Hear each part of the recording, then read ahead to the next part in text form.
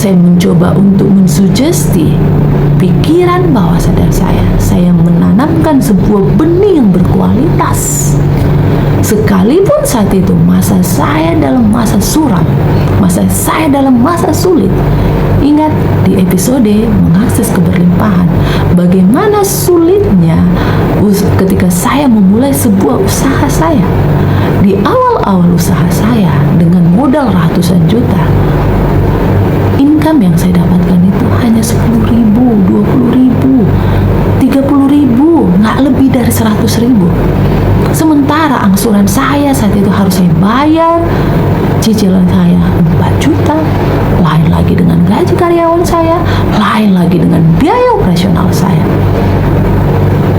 Jadi sangat mustahil dengan nggak lebih dari 100.000 penghasilan saya dapat menutup semuanya. Dan disinilah sebuah kenyataan itu akan menghentikan langkah saya. Melalui apa? Melalui sebuah pikiran ketakutan, pikiran kekhawatiran. Jadi sahabat saya, disinilah saya mengatakan, abaikan logika kamu kalau kamu ingin benar-benar menarik keberlimpahan.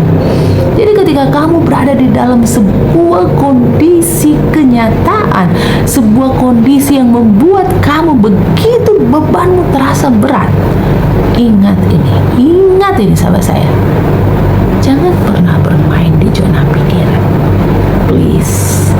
Please, out of your mind and get into your soul, katanya. Keluarlah dari zona pikiran kamu, tetapi masuklah ke zona batin kamu. Inilah yang saya lakukan ketika saya sudah tidak tahu bagaimana harus memikirkan masalah saya. Jadi kalau kamu berada di zona pikiran kamu, ingat sistem kerja pikiran itu sifatnya adalah bagaimana agar kamu tetap berada di zona nyaman kamu. Pikiran itu nggak suka dengan pikiran sebuah experience yang tidak pernah kamu ketahui sebelumnya. Apalagi jika sebuah keadaan itu membuat kamu merasa tidak nyaman, maka apa yang terjadi? Maka pikiranmu akan mengaktifkan sensor alertnya. Warning, dalam bahaya. Kamu dalam bahaya. Kondisi kamu tidak memungkinkan, usaha kamu tidak berjalan. Kamu harus memiliki sebuah hutang. Kamu harus memiliki kewajiban untuk membayar karyawanmu dan bla bla bla bla bla. Dan perhatikan, seseorang yang selalu berada di dalam zona pikirannya, maka disitulah awal dari kehancuran. Ya, awal dari kehancurannya. Disinilah pikiranmu akan menarik kamu ke dalam sebuah keterbatasan, sebuah kekurangan.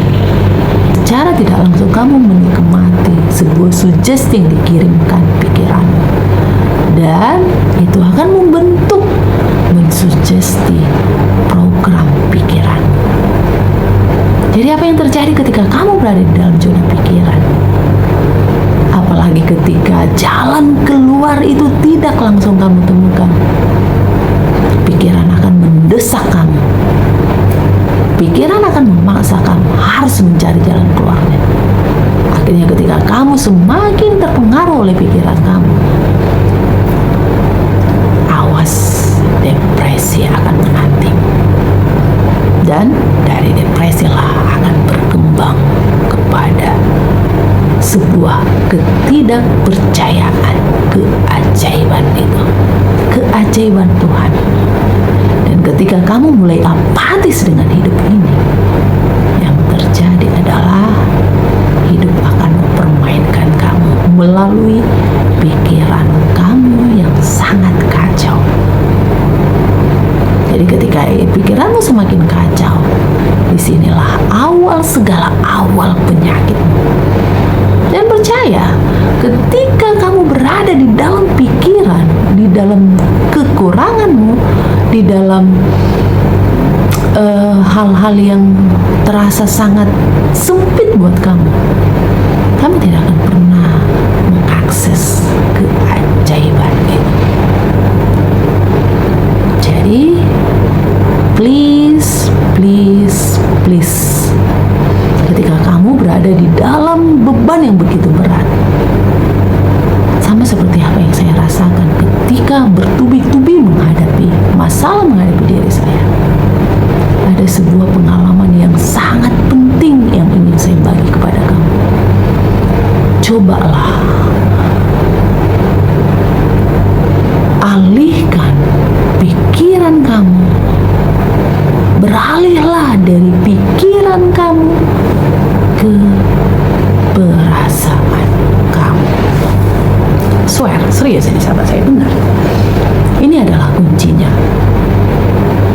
Jadi kenapa ketika banyak sekali, seperti yang kita ketahui, sebuah keluarga di Hawaii yang seorang kepala keluarga yang menghabisi istri dan anak-anaknya karena tidak kuat menghadapi pinjaman online.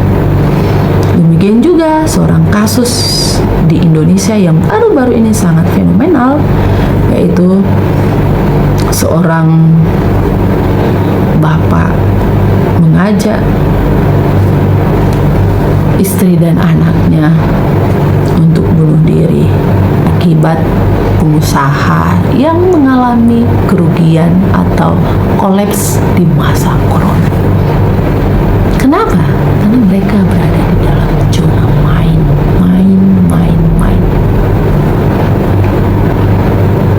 Jadi apa yang terjadi ketika kamu berada di sini? Kamu akan semakin menderita. Sama seperti ketika saya berada di dalam situasi titik terendah saya, jika saya mengikuti pikiran saya, mungkin saya tidak akan menjadi seperti ini. Tetapi saya bersyukur, seperti yang saya katakan, salah satu kelebihan ketika kamu berada di titik terendah hidup kamu adalah disitulah alam semesta sedang berkonspirasi untuk membentuk hidupmu jika kamu bersedia mentransisikan atau memindahkan dari permainan pikiranmu ke permainan hatimu. Benar, tidak semudah itu. Karena pada akhirnya kenyataan itulah yang membuat kita susah mengontrol pikiran. Kita lupa pada sebuah realitas hidup kita, bahwa realitas itu diciptakan di dalam hati, apa yang kita yakini di dalam hati kita dan dipercayai oleh perasaan kita. Jadi ketika kamu ingin mau keluar dari zona kekurangan kamu, kemiskinan kamu, masuklah ke zona hati.